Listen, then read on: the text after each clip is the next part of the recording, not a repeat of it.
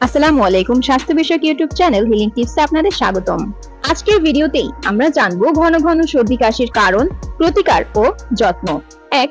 গরম পানি ও লেবু মধু চা পান করুন। গরম পানি গলা ও শ্বাসনালী শুদ্ধ রাখে।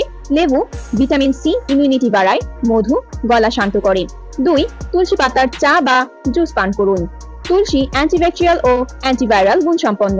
গরম তুলসী চা শ্বাসনালীকে পরিষ্কার রাখে।